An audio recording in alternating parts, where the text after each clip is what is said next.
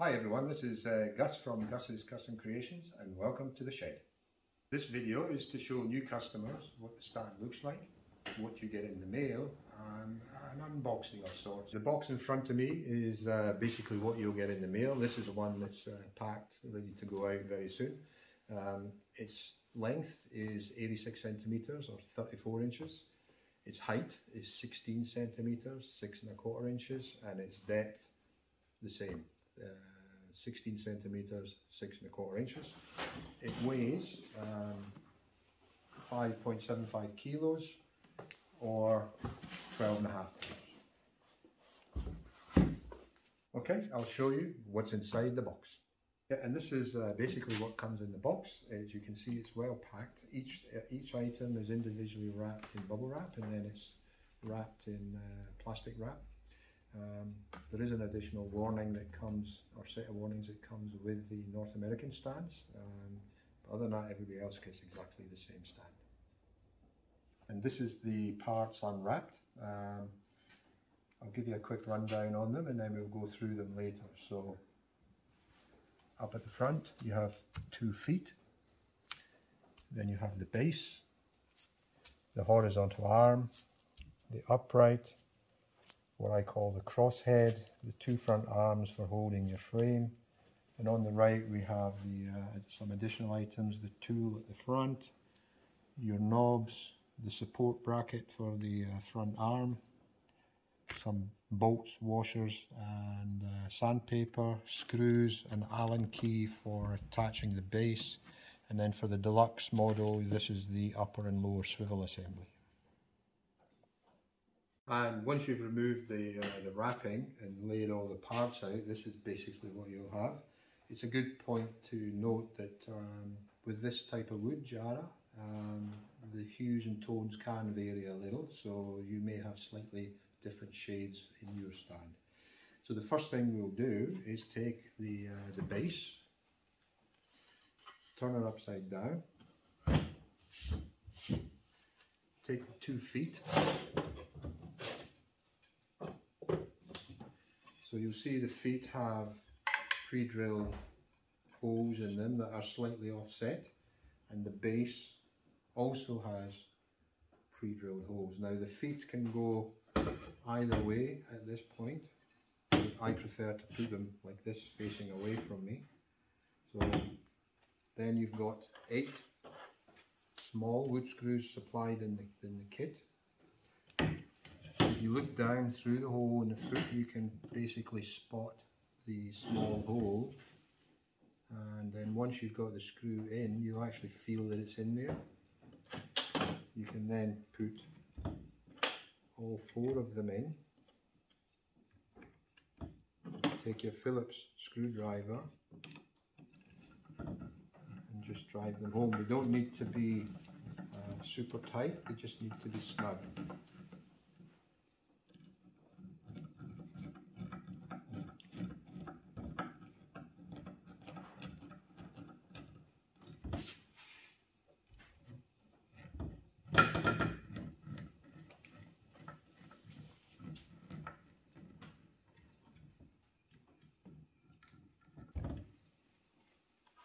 And then repeat the same with the other 4 screws on the other foot.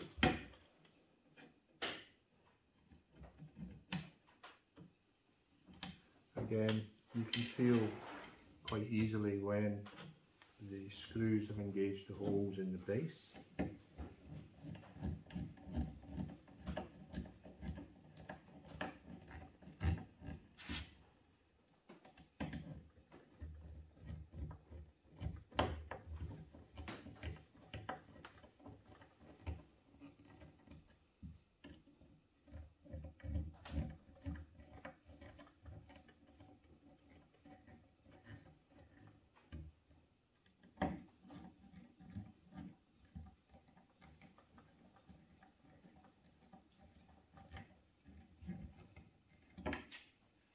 That's it, the feet are installed on the base.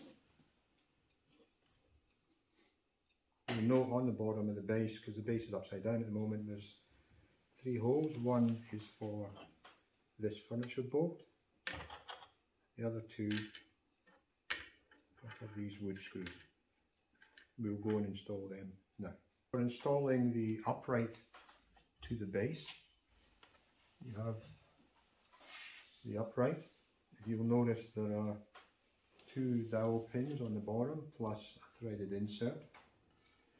On the other side of the base, there are 2 holes for the dowels, and then one where the bolt will come through to engage the thread. One of the key things for this is the feet are facing out, and where this bolt is on the upright, it needs to point in the same direction as the long part of your feet, and that will be the front. That will be facing you. So what I find the easiest thing to do is to basically hold them like this. You can then line easily the 2 dowels, and they will slot straight in. They're there only for alignment. And then I like to just set it down on the ground. That way the base is not going to go anywhere. You can take your little gold furniture bolt here. It goes into the middle hole. You can start that off by hand quite easily, and then using the supplied 4mm Allen key, you just run that down and just snug it up. That's all it takes. Okay, and then once you have that bolt in place, you can use the 2 supplied wood screws in the 2 holes here into the base. They go through the base into the upright, and again just drive them home with a screwdriver.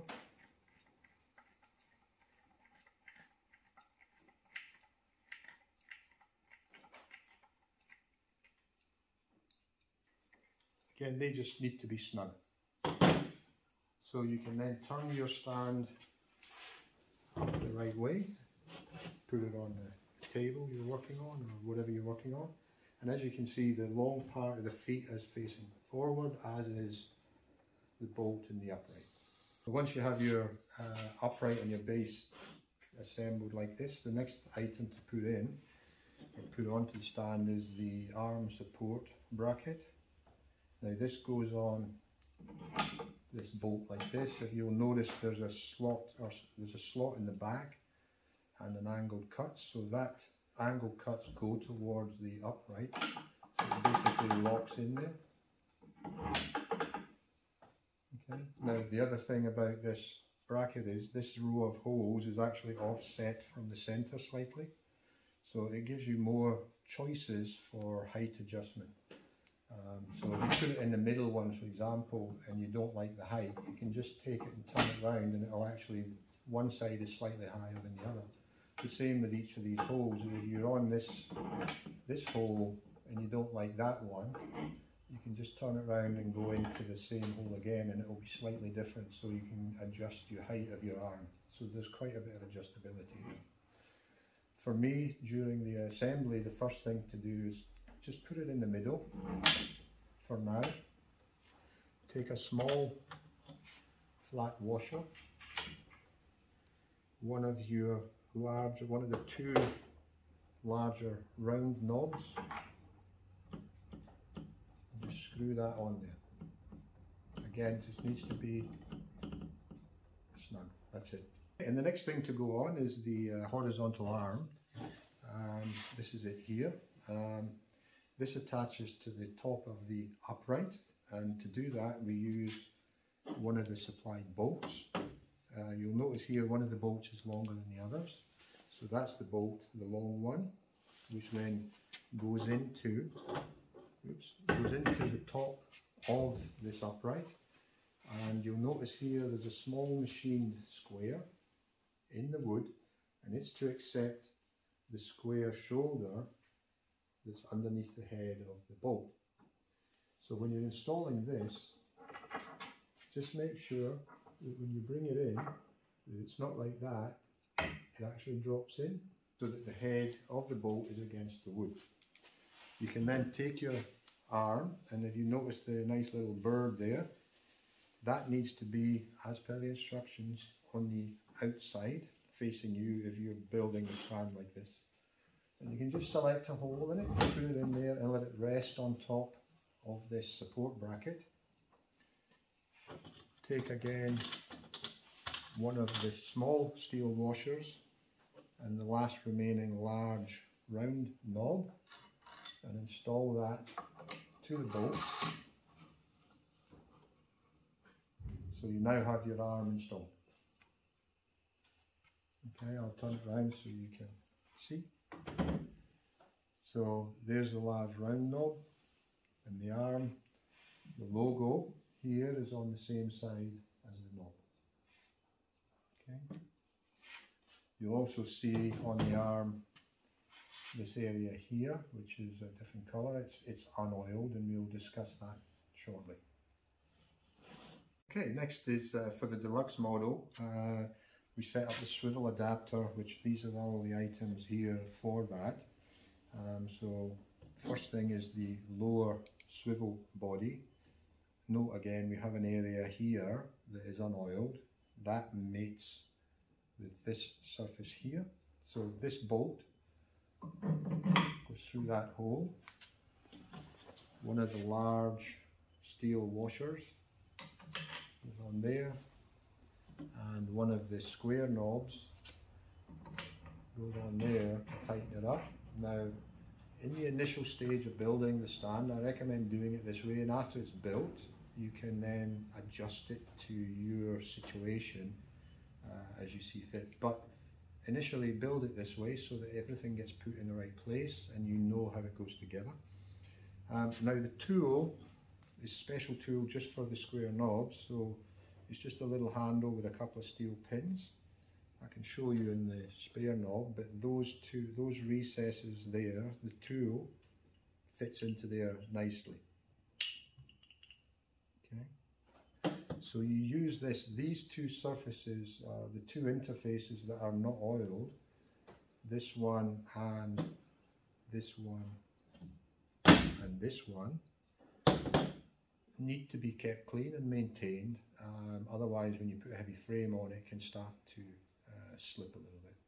So the idea is, and I'll come round, I'll turn it around so you can see, to tighten that knob, just make sure the swivel is straight up and down, and then you can put the tool into the knob and then just use it like that to tighten it up.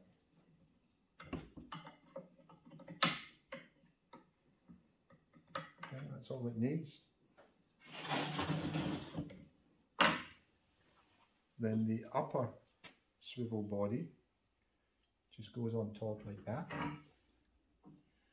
You take one of the small steel washers, put that there, one of the small round knobs, and run that down on top and just snug that up.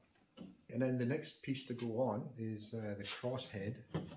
So as you'll see, this is the piece that you'll be looking at quite a bit. It's got my logo on the front, and on this piece here it's got an unoiled surface again, which is going to be a friction surface. So that basically takes one of the remaining bolts. Again, there's a small machined square here on this side of this component. You put the bolt in there, make sure that the square engages with that square. One of the large washers, install that to here. The last remaining square knob goes on there, and again you can use your tool to just snug that up until the head of the bolt touches this piece of wood.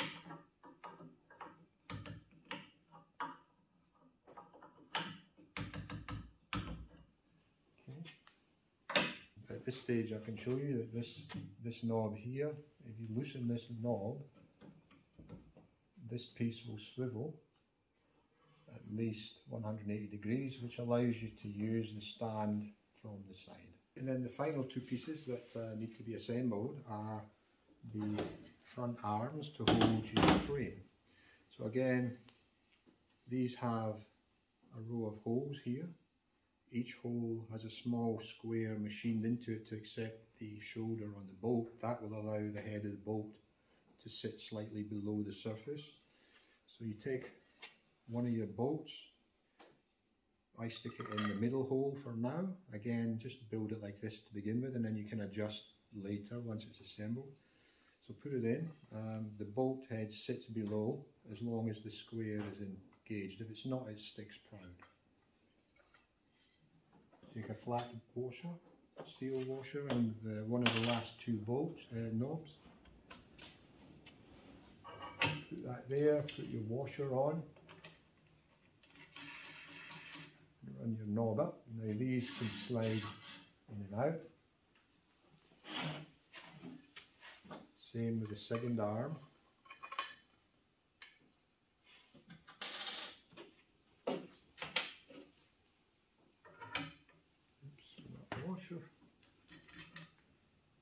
So the washers are important. They reduce the friction of the knob against the wood, so it allows you to get the bolts nice and tight. So that's pretty well the stand is built. I'll slowly rotate it so you can have a look, and then we'll discuss some of the features and adjustments with the stand.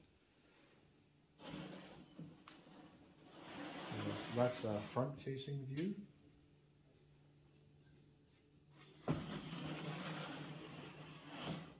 From the side.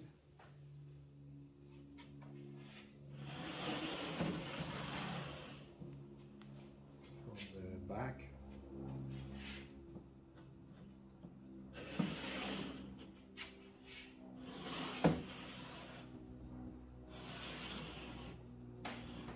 Okay. Here she is down on the ground, ready to go. I'll just run you through some of the adjustments that are on this, and hopefully answer some of the questions that get asked. So as you can see on this arm, we have a series of holes.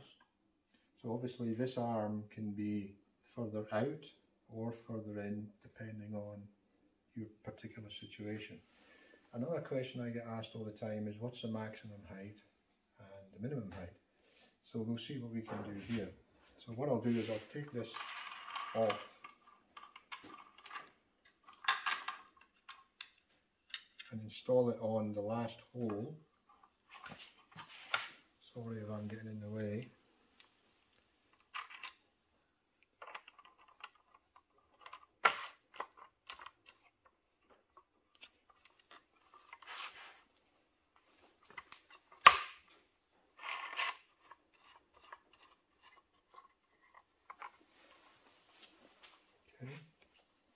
So as you can see at that level, you've got quite a long reach. There's a photograph on my Facebook page with my wife sitting in the recliner with the footrest up, and it's easily able to fit in there. It can also be put to the side of a recliner and then the head swiveled to the side. So this could be the person sitting here with a recliner like this, so this is coming from the side, or the sofa, or the bed, or the table. There's photographs on my Facebook page showing that. And it's very easy to change. You just loosen this knob and it swings. The same as if you're sitting in a chair and you want to get up, then moving this will help get something out of your way and give you better access to get in and out of your chair. To answer some of the questions about height, let's see how high we can go. So if we loosen that,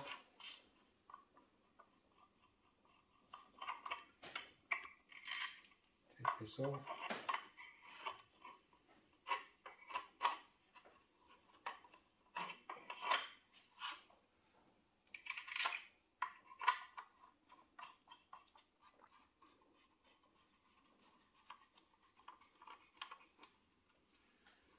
So as you can see, it goes quite high. Ideally, once you've got it to the height you want, is just put the swivel to be vertical again, and then there you go. You could pretty well cross-stitch standing up. Okay, so that's pretty much the maximum height. I don't know where you would measure from, but let's just say from the center here. So that is 1.3 meters. We'll put the imperial sizes up on the screen, how low it can go.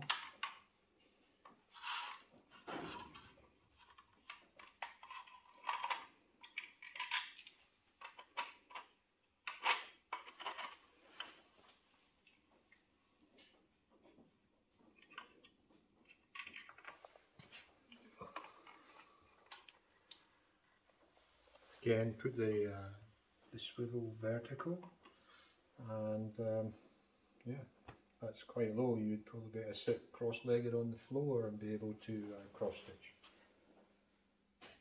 I hope that helps with some of your decisions. The next thing we'll discuss is the swivel and adjusting the headstock, really. So the swivel you can have, as I said earlier, it can be straight out in front of you, or you can use it from the side on either side.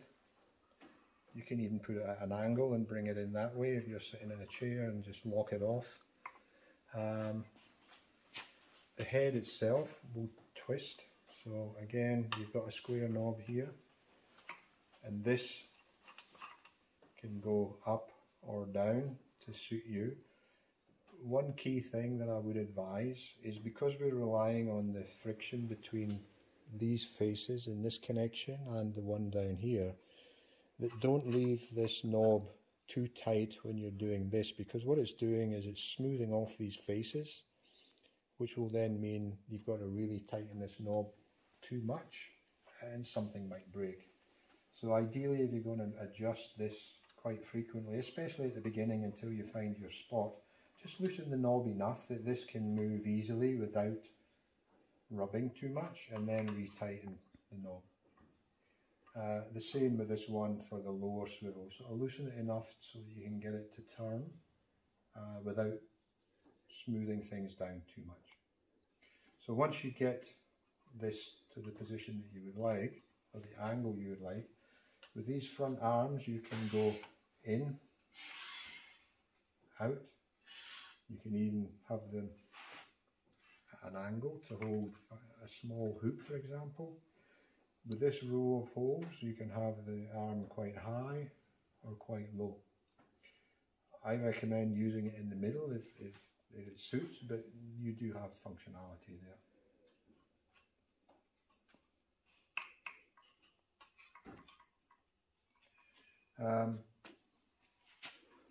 Another thing I would say is, if you're going to use this with, and a lot of women do use it with the 110 centimeter almanac frames, etc., quite heavy, is you may need some additional weight on the base. And some people put lead weights on, other people use ankle weights, for example, and just put it around there. But it's up to you to judge it for your own situation, if it's a hazard or not.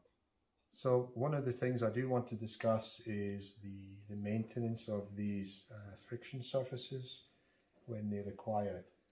So I'll demonstrate now using a piece of the sandpaper. I supplied 2 of these along with the kit.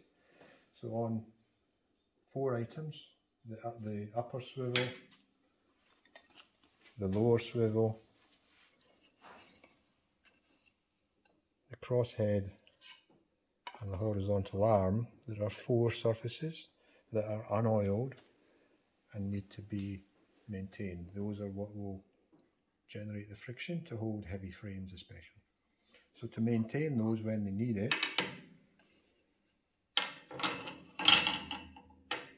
if you take one of the pieces of sandpaper, it's basically a 60 grit, so any sandpaper really will do. But this is just to get you started. And take something flat, something like that scraper blade or something, and then all you have to do is just rub randomly on the face to scuff it up. And then you do that on both faces of the connection that you want to do.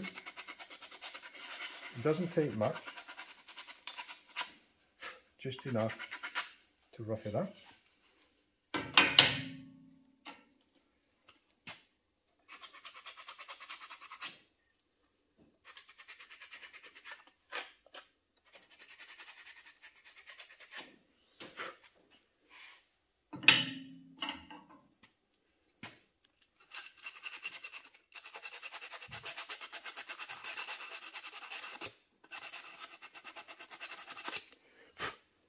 Once you've roughed up your surfaces, as I say in the assembly instructions, all you have to do is take a damp cloth and just wet those surfaces down.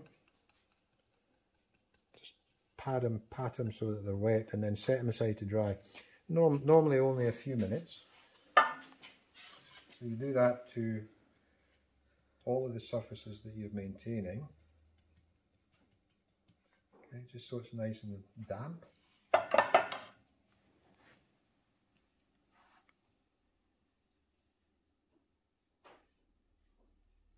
And what the water does is it makes the fibres of the wood rise up, stand up. So it creates a rougher surface. And if you put both of those together, it actually is very strong. I have done a lot of testing here with different materials between those connections, trying to find the strongest, and this is by far the strongest, but you just need to do the maintenance properly. What will happen is if you leave it too long and you keep moving it so that they rub together and they smooth each other off, you have to tighten up those square knobs with a tool so tight to get it to hold that you can almost hear it or feel it, that it may start to break. As I say in the instructions, that's a strong indicator that this maintenance is required. Okay, I think that's it. I hope you enjoyed the video, and I hope it was informative and helps you make an informed purchase and assists with the assembly of your stand that you do purchase one. Thanks for coming by, and see you next time. Thank you.